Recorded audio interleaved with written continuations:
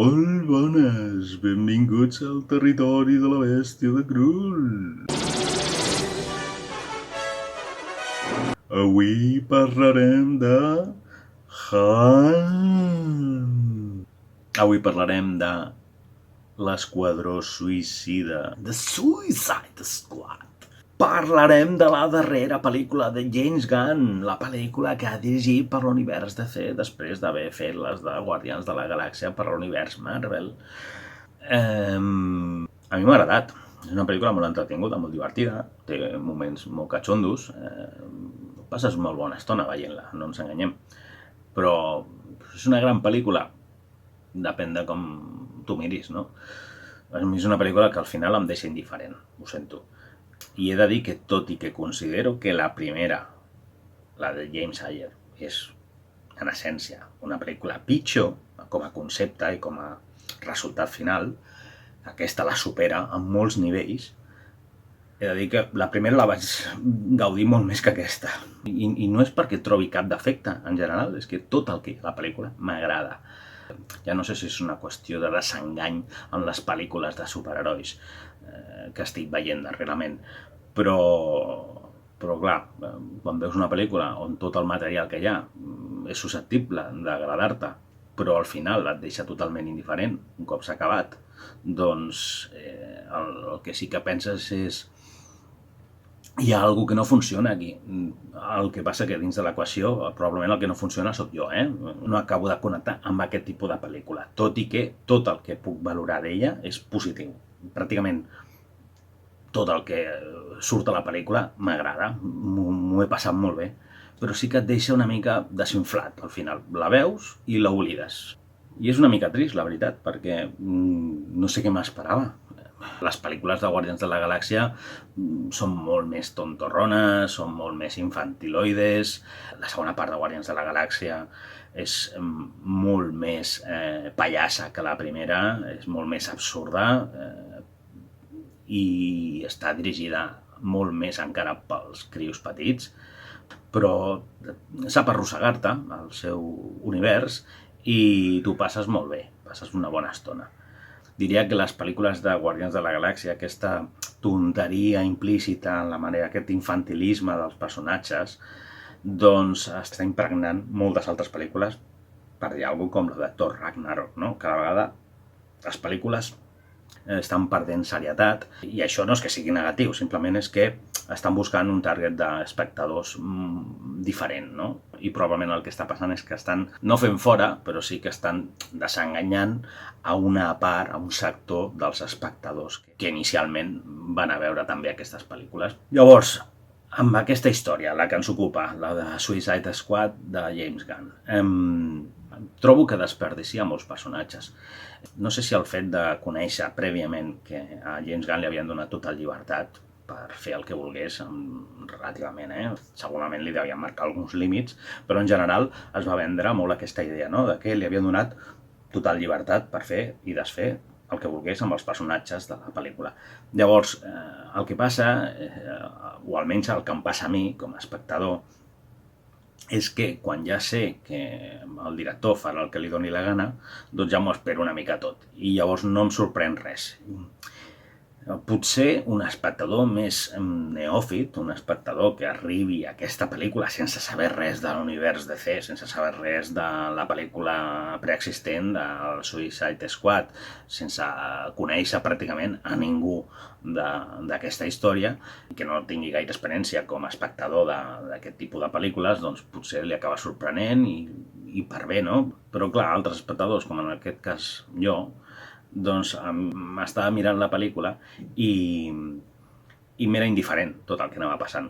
Mira, ara mor aquest. Mira, ara aquest la palma també. És una mica que no t'afecta res del que està passant. No pateixes pels personatges, t'és indiferent quan desapareixen.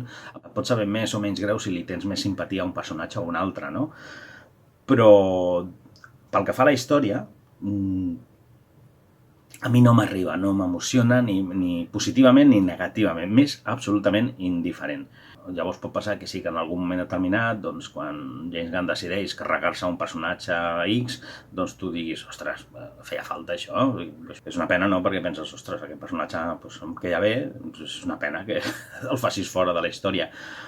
Però clar, és que el que passa és que en l'univers DC, igual que passa en l'univers Marvel, tenen milers de personatges i James Gunn juga amb aquest factor, juga amb el fet de que si realment volen continuar fent pel·lícules de l'Esquadró Suïcida, doncs tenen una cartera de personatges immensa i personatges clònics, no? I de fet se'n riu, hi ha algun moment en la pel·lícula quan s'estan presentant alguns personatges, hi ha alguns que els descriuen exactament amb el mateix perfil, no? Amb el mateix currículum, diguem.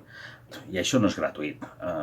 El que t'està dient James Gunn és que tots aquests personatges són iguals, i aquí et trec 2, 3, 4, i és indiferent si me'ls carrego en aquesta pel·lícula, perquè per la següent tenim en cartera una barbaritat de personatges idèntics. Això no diu gaire a favor, si ho analitzes, del que seria el perfil dels personatges, en aquest cas de DC, no? Però James Gunn sap treure-li partit a aquest concepte i sap fer un gag que potser va més enllà de la història i que potser ho pots agafar tu com a espectador si vols pescar, no?, gaire aquesta idea. I aquest tipus de coses a mi m'agraden. O sigui, trobo que està molt bé, no?, que James Gunn doncs, faci conya de tot això. Però clar, al mateix temps aconsegueix el que ja deia abans. Doncs que com tots els personatges són pràcticament clònics, i si et mates a un, doncs de sota una pedra et trauràs un altre, el que vol dir és que no importa. I ja funciona d'aquesta forma, l'Amanda Waller, el personatge que va descartant peons en el camp de batalla i que no li importa apretar un botó i volar-li al cap a un personatge perquè sí, perquè diu, és que em carrego aquest perquè no està obeint les meves ordres, o decideixo sacrificar tot aquest grup pel bé de la missió indiscriminadament perquè tinc a la presó una horda de personatges idèntics, diguem que té com un abocador, ja és la presó on va agafant tots aquests personatges, és un abocador de deixalles de l'univers DC, i en aquesta pel·lícula es poden carregar a 10, 15, 20, els que sigui. I si decideixen fer en el futur una altra pel·lícula, tindran calaixos plens de personatges com els d'aquesta i l'anterior. Llavors, tot això, que com a idea està bé i és molt útil a l'hora de desenvolupar la història, al final com a espectador el que passa és que és el que deia, que t'és indiferent absolutament el que els hi passi als personatges. Després també té un punt molt nyonya a la història, amb molt de sucre. Hi ha com una part de la història que funciona molt bé, que busca tocar-te la fibra, però estem a les mateixes, és que t'és indiferent quan arriben aquests moments. I parlo exclusivament des de la meva sensibilitat i la meva visió, I sempre insistint, la pel·lícula m'ha agradat i m'ho he passat bé, però no puc evitar destacar aquestes coses que probablement si s'haguessin fet d'una altra manera a mi m'haurien fet gaudir el doble o el triple la història que m'estan explicant, i llavors estaria parlant probablement amb un to molt més eufòric de la història que igualment m'ho ha fet passar molt bé. Llavors és molt bèstia, a mi les històries gore, explícites, el gore més exagerat, tenint en compte que jo m'ho passava molt bé veient les primeres pel·lícules de Peter Jackson que va arribar al súmum del gore al principi de la seva carrera, pel·lícules com per exemple Brain Dead, Tu madre se ha comido mi perro, que probablement van assolir el màxim del que es podia fer amb gore. Llavors, com jo probablement soc de la generació que va veure aquest tipus de pel·lícules, aquest tipus de cinema tan pallasso i al mateix temps tan sanguinari, doncs que avui dia es puguin fer coses molt més espectaculars, inclús a nivell estètic i visual molt més desagradables de veure, al marge de que ho estiguin intentant colar d'una manera divertida, a mi, diguem que jo ja vaig arribar a un tope. A mi ara ja qualsevol cosa que vegi em pot incomodar a nivell visual o em pot provocar una risa histèrica perquè dic, quina bestialitat, no? Però no em sorprèn. I el que passa precisament en aquesta pel·lícula és que tot el gore no és divertit. Jo almenys no... Si busques fer una pel·lícula tan explícita, tan expressionista, perquè la pel·lícula és molt expressionista a diferents nivells, a nivell de tractament de color, de vestuari, dels decorats, a nivell narratiu, en alguns moments pseudo-onírics de paranoies mentals que tenen a veure amb Harley Quinn, amb les seves dèries, fílies mentals, i com James Gunn juga amb la realitat barrejada, amb la visió subjectiva plasmada de forma molt plàstica a nivell visual en la pantalla, i que probablement són els moments més interessants, igual que, per exemple, l'escena de King Shark amb els bitxos aquells de colors en el gran aquari, no? Doncs a mi aquestes coses tan plàstiques, tan estranyes, aquestes escenes que sembla que estiguin ficades una mica amb calçador dins de la història general, a mi són les que més m'agraden. Per tot aquest expressionisme. Jo crec que James Gunn en aquesta pel·lícula és ell, o sigui, ha fet una pel·lícula que li agrada a ell moltíssim. S'expressa a nivell plàstic en aquesta pel·lícula James Gunn d'una manera molt sincera i això ho trobo genial. Ara bé, com a conjunt final, doncs ho sento, però a mi la pel·lícula no m'acaba de tocar la fibra, no m'acaba d'emocionar quan crec que ho hauria de fer, no sento l'impacte de les morts dels personatges, no em sorprèn, simplement és com que tu estàs esperant tota l'estona i crec que la pel·lícula té 1000 coses brutals. És que crec que té moltíssimes cites cinematogràfiques, fa referència a moltíssims clàssics de la ciència-ficció, de molts tipus, O sigui, a mi tota la part de Starro, del rotllo dels ultracuerpos, no? D'aquests personatges que acaben dominats per una raça alienígena i controlats. Totes aquestes històries que en el fons, algunes d'elles quan es van fer fa més de mig segle, doncs tenien inclús lectures polítiques que parlaven de pors endèmiques de la societat d'aquell moment, i simplement que ara doncs, el que fa és agafar-se la idea estètica d'aquelles històries i fer una cita simplement cinematogràfica, però sense tot el trasfons que hauria de tenir, bàsicament perquè aquest tipus de missatges ja te'ls han explicat 1000 vegades.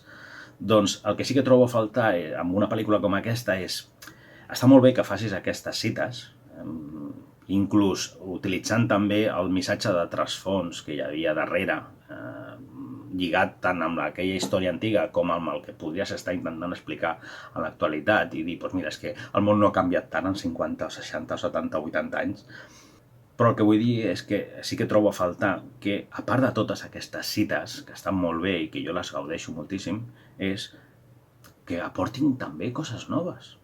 És a dir, que no siguin simplement metacinematogràfiques del gènere de ciència-ficció, de la fantasia, del terror, sinó que hi hagi més, que s'esmerin en explicar-nos alguna nou, perquè això abans es feia. I avui dia amb les pel·lícules que es fan doncs costa de fer aquest tipus de lectura, tot i que sí que és veritat que de manera no gaire subtil, en el fons aquesta pel·lícula parla de l'intervencionisme dels Estats Units amb altres nacions, no? I això és destacable. Aquest tipus de detalls sí que entronquen una mica amb el que estava comentant prèviament. Més enllà de tot el que he dit, i encara que pugui semblar negatiu, insisteixo que a mi en el fons la pel·lícula m'ha agradat i no deixa de ser una història divertida, entretinguda i que et fa passar una bona estona. I ja està, no m'allargo més. Fins aquí el vídeo d'avui.